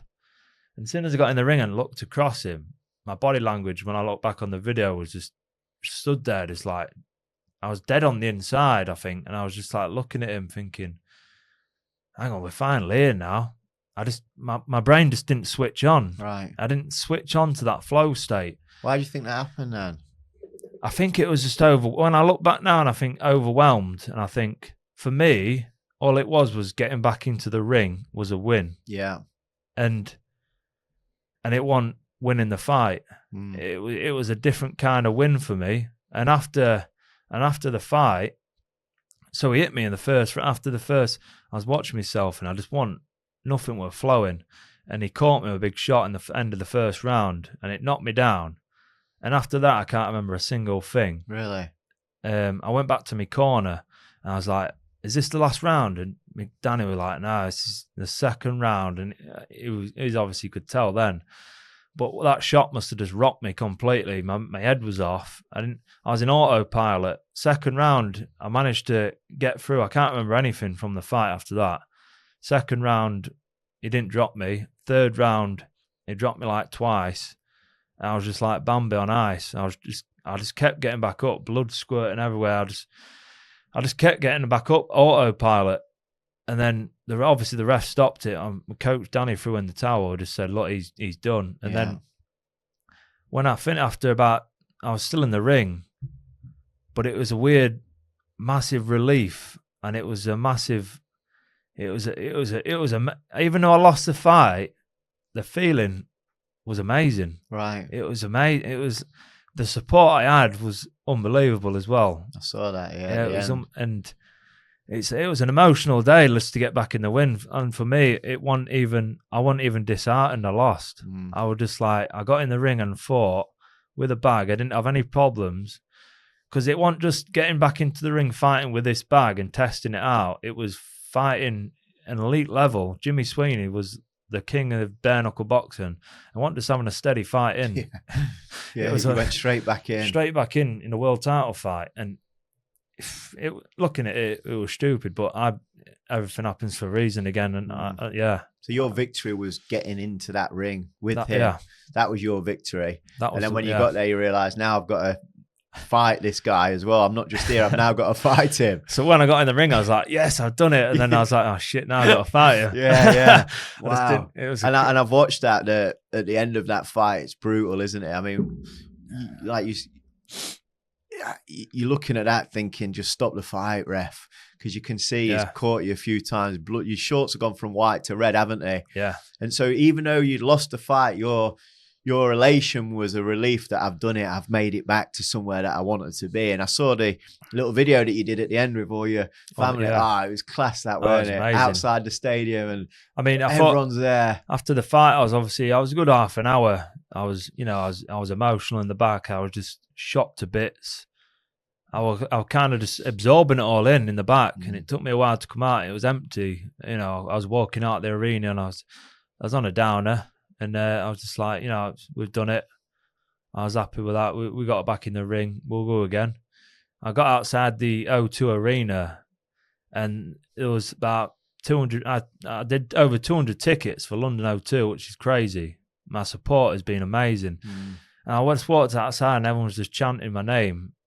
And I was just like, I nearly started crying. It was emotional. I just got my phone out, started videoing it, and I was like, I'm glad, because I'll never forget that moment. I thought everyone went home and everyone was out there waiting. It's brilliant. And it was amazing. You can see why though, Rico, just from meeting you today and talking to you, you've got such a warm manner about you, which again, wrongly, people might have a misconception that because you do what you do and it's such a tough sport, that it means that you're not a good guy at the same time, because you sometimes think you must be a brutal human being to do that. But actually, when you're talking to a softly spoken, warm character. Definitely. So I can imagine when you walked out there, then people wanted to wait for you because of how much they admire you, of what you've been through. Yeah. And you can see you're a very selfless person. Like you said, you wouldn't take your own life because of your partner Shannon and your brother. You didn't mention for yourself, you're mentioning them, and you can see you've got that about you, that you're all about the other people. I know you've got your gym now as well in Gainsborough. I was on the train recently. About 2 months ago, a young kid called Zach was on the train from Retford. Yeah. And I was like, all right, Zach, because he used to play in my son's football team about 3 or 4 years ago, and he stopped. He lost his dad. Yeah. His dad died, and he went through a tough time, and his mum said he just couldn't face coming training. He wanted to do different things. But I've always been in touch with his mum and stuff like that. And he's on the train, he looked at me, and when someone looks at you, they know, and I thought, he reckoned, who's he? And it clicked who he was. So I had a 10-minute chat with him from Retford to Gainsborough, and he told me he was coming to your gym. Oh, really? And what he said was wonderful. He was like, he helps me out with the fees and stuff because I travel obviously all the way from Retford to Gainsborough, and I'm going so many times. Rico's great. He was like full of admiration for you. He was like a role model for him. And kids in the communities need role models like you, because they might not have a father figure, or they might not have that stable background, and you're providing that for all them people. So you're not only still doing it yourself, you're providing that kind of beacon of inspiration for him. Because when he was on the train, he was saying, I've got right into it. I'm probably going to have my first fight at some point, and just started sparring. You could see how happy he was. Yeah. And I left there and I just thought, what a great thing that he's prepared after school, 7 o'clock, whatever he was, on a train to come to Gainsborough to go train. He's got that, he's got that focus. He's got that outlet, hasn't he? Because I think when you talked about when your mum passed away, you just wanted to, you were just taking fights all the time because you need a distraction, don't you, from the challenges you've got in life. And then when you're in lockdown and you haven't got the distraction because you're in your house, that's when the dark moments can come. Yeah. When you haven't got, I know you mentioned, didn't you, like your dogs was a savior for you too, that you just had that, just something. Oh, yeah, 100%. Just something, connection or an interest or just something to keep you moving. So I can see why 200 plus people stayed outside because you've got that infectious, lovable character about you. So where you sit right now then, where's your career at this point and what you're looking to do? So the last fight I beat, they sent, so I'm on a new promotion now. So after I rematched Jimmy Sweeney, they was in cross promotions with BYB in America. It's in a triangle ring. It's crazy. So I had a mad fight out there, literally 2 months. No, yeah, it was a couple of months after that Jimmy fight. I was like, right, I need to get back in again. Again, I rushed back in, didn't learn. And it was different rules it was in America, in Mississippi. Them rednecks are crazy. So I went over there and fought. I still wasn't even healthy at the time, fully healthy.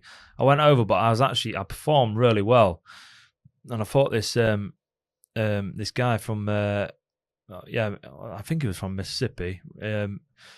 Anyway, I performed really well. And then obviously I just got caught off a big shot. And that just rocked me. And obviously, I was just got back up about 5 times, but I lost the fight. And after then, it kind of hit. It was like, oh, hang on, I need a break from here. Something's not right. And I was on the way home from that fight after a bad concussion as well. My hand was broke.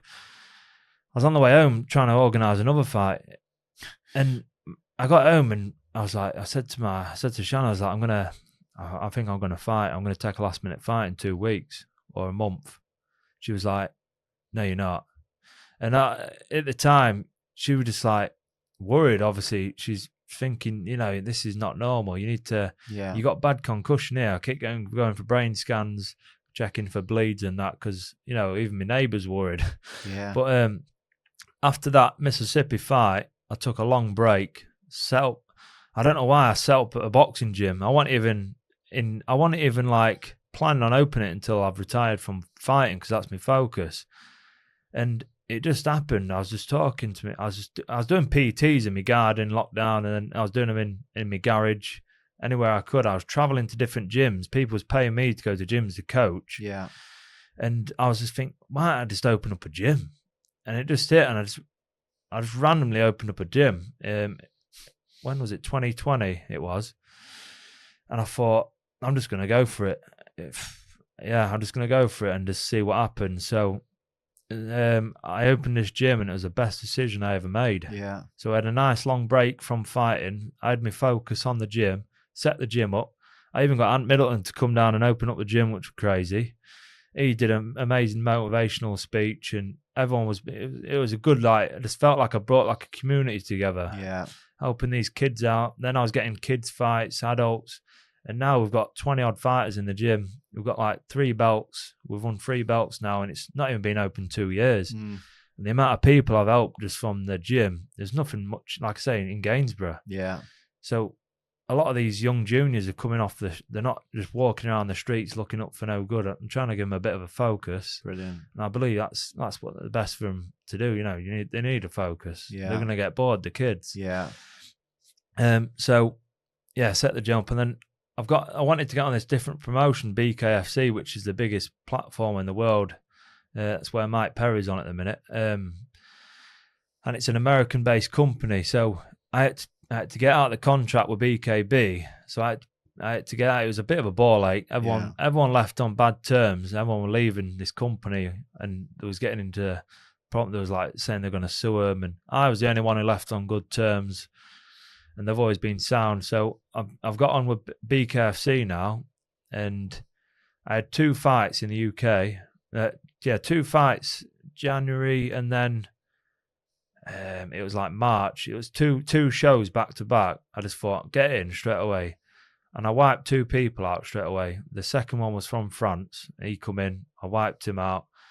And then there was like, right, he's had 2 fights in here. And they looked at the background, beat Jimmy Sweeney, but he wanted me on there previously before the first after the first, when I beat Jimmy Sweeney, the main guy wanted me on this show, but at the time we didn't know it was just taking off as well. But a lot of money was pumped into it, so it got massive quick. Yeah. So I just kept on with BKB. Then I had the rematch. Then I fought in America, and then this evolved massively. So the guy, he wanted me to have a big fight. So the third fight was in Newcastle, main event against Caleb Harris. And Yeah. there was like, right, you've had 2 easy ones. Now we'll get it. It was like, right, just feed him the wolf now. So they had number 3 in the world come over from America. He's had 11 fights, bare knuckle on BKFC, big platform. Never been finished. I don't think he's ever been dropped in a fight. And he was always in fight of the night bonuses, knockout of the night bonuses. He was an animal. He was a redneck as well, Mississippi. So he was a monster. And in my head, I was like, this is it. Let's do it. Get this guy, we'll get a title shot. And then, again, I just went through the process, visualizing everything, and best performance I ever did. Really? I dropped him 8 times, finished him, in the night, nine times. Dropped him one in the second round 5 times. Wow. And he kept getting up, mate. This guy, Caleb Harris, shout out to Caleb. He's a warrior. He promotes suicide awareness, mental health. He's massive on this. And there was one thing he said after the fight, and I think he was just like proving to people, if you didn't get up from these knockdowns, it just proves to people you can just give up and just that's why he just kept getting back up. And what was you thinking as he kept getting up? I thought, what? This guy's not human. 5 times. Yeah, honestly, he come at me like a bull in the first round, and it was. I was trying to find my feet because he was there to kill me in that first, and he meant business. And this is a massive step up.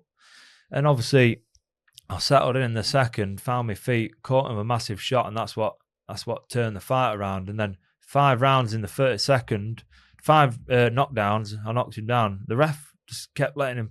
I think even the main promoter was ringing up saying, you need to stop this fight. Yeah. And then the third round come. I dropped him 3 times in the third. He kept getting back up again. He just kept getting back up, like his feet were wobbling, his hands, he just wanted to go again. I'm like, this guy is not normal. Yeah. Then the 4th round comes. I'm like, right, here we go again. Let me try again. And then I give him everything for about a minute. And then in the 4th round, after about a minute, I kind of stopped and thought, I'm tiring out a bit. And let me just back off because he's not dropping. He's coming at me still, like swinging in still, and I need to go steadier. So I took a few seconds to relax. I didn't throw any punches, and he just caught me one shot. My legs just wobbled, gum shield flown out. My head just like span on this video. That would have knocked most people out. And I don't know how it didn't knock me out, but I managed to it was a scuffle for about 30 seconds.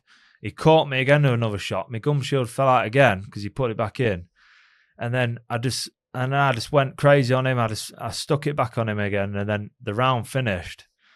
And everyone was just like, whoa, this guy's not normal. And then obviously the 5th round, I had good advice from coaches. I knew it was the last round. And I thought, I'm going to back off a little bit. Just let him come to me. I've won the fight. Yeah. Just get this win because he's dangerous still. And that's the show. That's why bare knuckles real, because you can do it in boxing gloves, but it's one shot in bare knuckle, and then I just caught him a few big shots, and then I finished him in the 5th round, and that was it was what a fight, what a relief. I mean, that guy constantly coming at you like that. It's crazy. So you win that fight, and what's next? Do you know yet what's coming? So they did offer me a world title fight before Christmas. They said, my manager rang me and he said, right, they've offered a world title fight. We've got it. This is going to be in February next year. So let's do it. I was like buzzing. Yeah. And then the day after, I don't mind saying this, I'm not bothered. So the day after that happened, I was really ill. I got like fever symptoms, and I was sweating all night. And I was sparring heavy. In fact, no, actually, I've cut the story short, but when I got married in August. Yeah. And the day after the wedding, I had a tragic happened. I was on the beachfront on a cliff edge, and I was messing about with my niece, and I come off the cliff edge, 10-foot cliff, and cracked my head on rocks, and Jeez. I nearly died. You come off the edge of the cliff. Yeah, so messing about, shadowboxing with my niece like an idiot, and then I come off, and it was a 10-foot drop, landed on my hip. I had time to turn, and I landed on my hip, elbow, cracked my head. Obviously, instantly cracked my head open, and everyone thought I was dead straight away. I couldn't move because my hip was that bad. And obviously, there was blood just everywhere. But at the time, it was a weird time as well because I was like meditating. I was just trying to meditate, thinking, "Oh, this is." I just accepted it straight away. So I wasn't even. It was weird. It was a weird feeling. I didn't break a bone in my body. It was like someone must have been watching me then. You smashed your head open on the rocks. Cracked my head on the rock. Was you unconscious then? I wasn't even knocked out unconscious. Right. Everyone just heard this skull cracking off a rock, and it honestly, my brother and my wife she were there, like they thought I was dead, and then I had brain damage. Yeah. So instantly, like, the way there was, obviously they had to get a neck brace on, carried me up the stairs, and the way they went on in hospital, I felt all right. My head was pounding, but I felt all right personally. I thought, no, I feel fine. I don't know why everyone's panicking. Did CT scans, come back clear. I was out in like 2 days. And we thought I was going to have to be there for another week. But I come out of that alive. I don't know. I'll come back out alive. But it rocked my brain pretty hard. And then 2 months after, I was sparring heavy. I was sparring Jimmy Sweeney because I was on a different show. We're pals now. So we trained together. And we sparred hard. It was basically like a boxing fight. 2 weekends in a row. And then a weekend off. And then I work, like I say, I'll get to this point now. So I wake up and I'm sweating all night. And I find out that news. So I'm instantly like, I'm going to spar. It'll be all right. I'll rest when I get home. And I went and sparred. It was only a light spar. 2 rounds in, I took a jab. And I instantly just lost my memory. I started repeating myself. No one knows about this. I've not put it anywhere because obviously I'm still competing, but lost my memory completely for 7 hours, in fact. And Luke Fisher at the time, at Outlaw, he took me to A&E because apparently Tommy Hawthorne, the guy I sparred, said, like, stop sparring, Rico. This ain't good. And he said I didn't take no for an answer because obviously I was in autopilot. I was just like, no, I've travelled. We'll spar, carry on. You can't remember any of this? I can't remember a thing. I can't remember driving down there, like thinking about it. And then I sparred him. No, he said I did another minute. He said he just let me move for a minute because he didn't want to punch me. This is why it's good to spar good people. And at the time, my coach couldn't be there because my coach I had another coach fighting the next day, Danny Mitchell. So Deck couldn't be there. So it was only me and him at the time. So luckily, he was a good pal of mine. And he said, nah, I stopped it. I went and got a brain scan. I can't remember anything in hospital. Can't remember being in there. Can't even remember being in a CT scan. And Luke said I just repeated the same thing for hours. And he drove me home. And I rang my missus' work phone. And she said straight away, I was just repeating, saying, I was looking for my dead dog. Right. Because he died a couple of months before that. And I was looking for him around the house, and she seen me on the garden ring doorbell crying. I was just crying my eyes out on the phone looking for my dead dog. And I didn't know what was going on. It was the scariest moment I've ever had in me. Yeah. Weirdest moment I've ever had in my life. And that was early last year. Yeah. Was it? Yeah. No. Over a year ago now. But it was, that was a weird time. And then my memory just slowly starting to come back together. It was a severe concussion or something. Like, it must have been dehydrated from the fever symptoms and everything. And, I took a knock and it was bad. So after that, I had 3 months off sparring completely, healed, rested up. I did a bit of sparring again after that, and I was getting some migraines. So, I just went to get some brain scans, and seen some private neurologists, spent a fortune on health, £600 blood tests, everything. I've invested my life into this, so trying to get my health firing now. So I've had a few brain problems, but we're back on the mend. We've still not sparred now, so I'm going to be sparring soon. And you're still wanting to fight and compete then? I've spoke. The main promoter actually rang me not a couple of weeks ago, looking at main event in a show abroad. The next one's meant to be in America, but he says keep you busy because McGregor's just put part owner of the company now, so he's part owner. So now things are starting to move a bit. They're that busy and they've got that many big fights happening. I mean, because I'm number 3 in the world at the minute, there's not a lot of options, so it's going to take a lot longer, which is a good thing, so I can repair the brain, get my health right. We're looking definitely to fight end of this year, 100%. Do you think you'll ever have that time when you know it's time to stop? Because the amount of things that you're talking about in your life, I guess you get to that point that you've always overcome everything. You know, and as I'm listening to you, it reminds me a lot of sat opposite my brother who was talking about when he nearly died of a severe stroke. And then when he's doing this 268-mile Pennine Way race, he's got like 20 miles left and he can feel the stroke symptoms coming again. And he's trying to decide in his head, is it stroke symptoms or am I just imagining it because I've only slept for 2 hours a day for 4 days? And he said, I'm having that, trying to have a logic conversation with myself that will never quit. However, I've got a wife and kids that I'm also responsible for. And he said, all that's going off in my mind. And he decided to keep going. Unfortunately, it wasn't stroke symptoms, but since his main stroke, he's had, I think, 2 mini strokes since. So he knows it's there. And I often think, will he know when it's time to stop putting yourself through that? And his philosophy was that he's a better father and a husband from doing what he does. And no one can actually prove that it's doing him damage from these runs. However, when a surgeon says to him, when he says to the surgeon, can I run? They're like, yeah. I don't think he actually tells him that he runs for 4 days with 2 hours sleep per day. It's a different thing, isn't it? But with you, I guess everybody knows blows to the head is affecting you. And you're hitting your head off rocks and, you know, you're having these fights that are just so brutal and tough. And then you're having this memory loss for hours. So in your mind, and I guess your wife as well, and your family obviously love you and care for you. Do they ever sit with you and go, we need to discuss, are you going to keep fighting or is it time to every single day from my wife?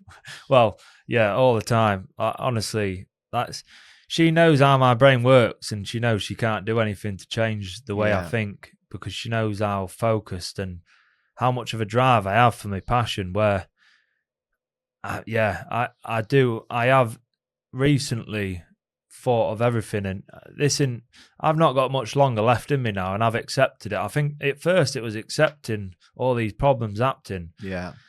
So all these health problems and like my brain problem, everything was still going on. I didn't accept it and it was frustrating and that's why I was still carrying it on. But now I've got to the stage where I've learned it all now and it's like, you know, health's more important than anything else. And obviously, you know, the family around me, like all the stuff that you know, if my partner, if she said to me, look, I don't want you to fight anymore because you're having all these troubles, I would accept it. Like, if she really didn't want me to, I would comply. And because after what I've put her through in all them years, and I can't turn around and say that to her and not think about her as well, because it is about her and the family, really.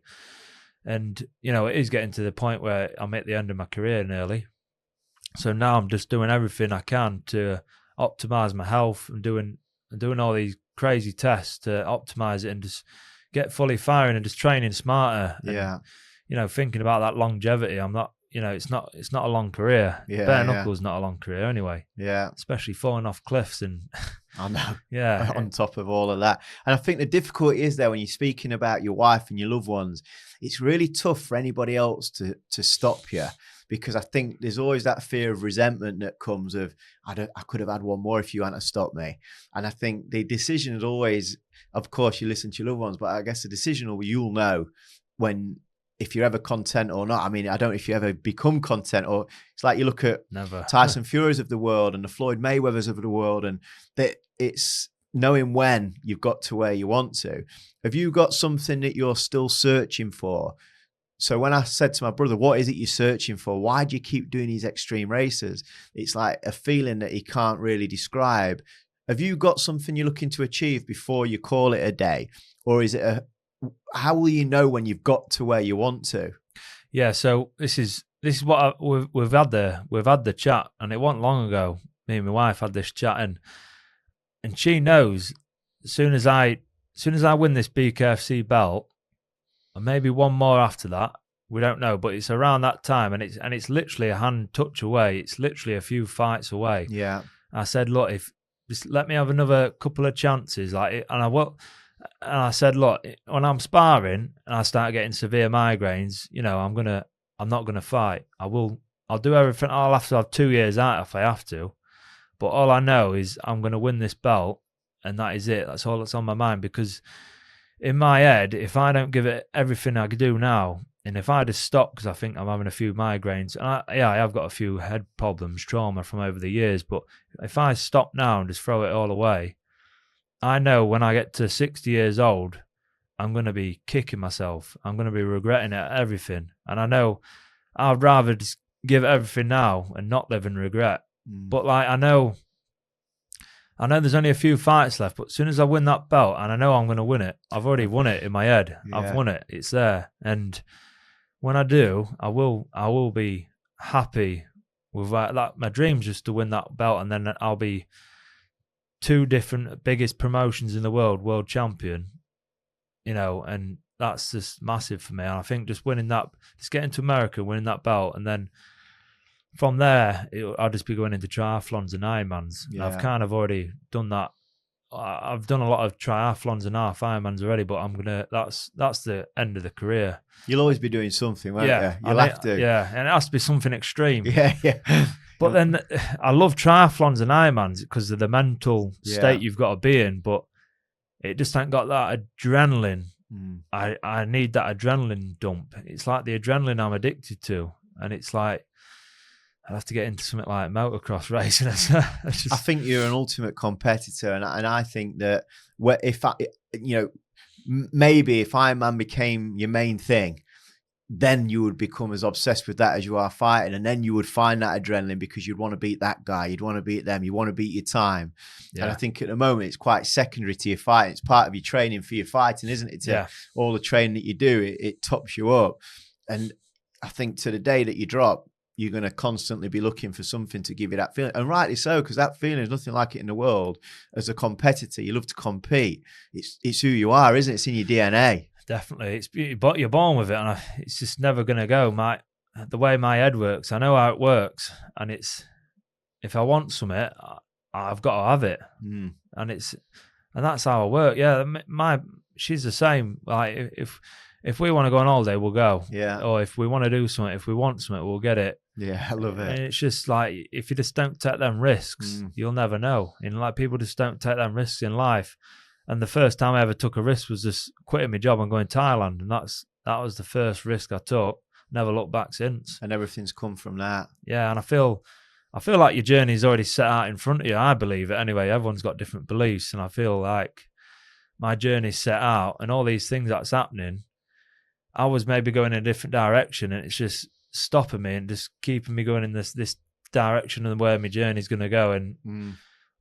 And I just believe I will win this world title, and I just feel like I help thousands of people out already, but I want to help millions of people with what I've been through, and just showing them, you don't need to give up on life. There's plenty of things you can be doing, and life is good. You just got to learn to accept it, and accept all these bad things happening, and not blame other people, not blame yourself. Just accept it's happened, and then just deal with it. And a platform you've got to talk about the things that you've been through with your illness, overcoming it, keep getting back up.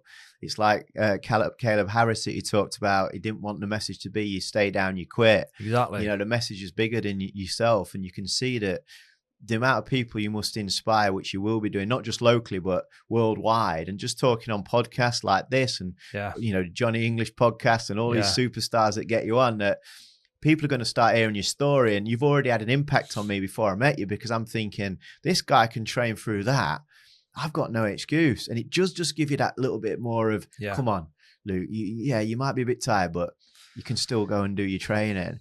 So I think that the ambitions that you've had from very young, I think it's brilliant for young people of your local community to see, but further afield too, because what you've accomplished already is just absolutely astronomical. I'm loving it listening to you. Honestly, I think it's just such an inspiring story, and you've already had an impact on me, and you will do beyond our conversation today. Just before we go, is there one question that I've not asked you that if you were sat opposite yourself, you would ask yourself that you may not have ever been asked before?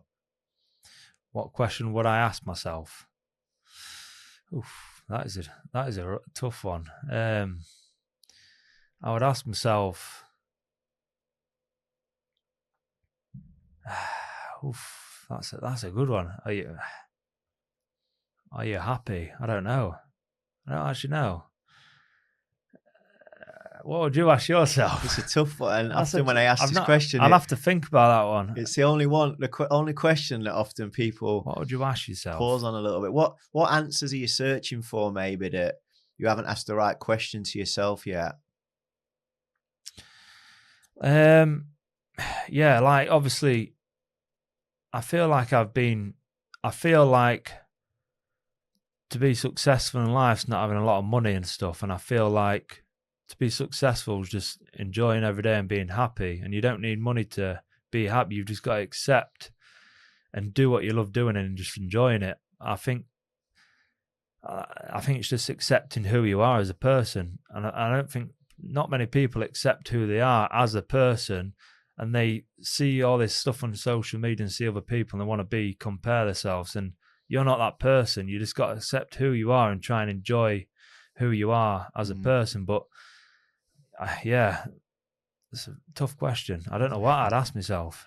Well, we can keep that for the next time. Why is your brain just so raged? Well, and that's a question that I think that you don't think of because it's normal to you, isn't it? Yeah. The way you are, the way you think is normal to you, and you've found a loving partner, a wife that accepts that way of thinking, who doesn't try to tame it or change it. There's only you that can do that. And it sounds like you've got enough about you to listen to these people because they care so much for you. And I wish you all the very best in the future, whatever it brings. And I hope we can continue this connection. Now I'm living in the same town as you as well. I'm moving back there in a few weeks. So I'd love to come along to the gym and hit the bag for a while. I'm not sure I'd get in the ring, but just do a bit of fitness training. It'd be a great way of complementing my running, and just wonderful to hear your story so closely like this and to dive deeper behind the man that I'm looking into. And I'm full of admiration for all that you've done and all you're going on to do too. So thank you so much and appreciate your time. Appreciate being on here, mate. Thank you very much.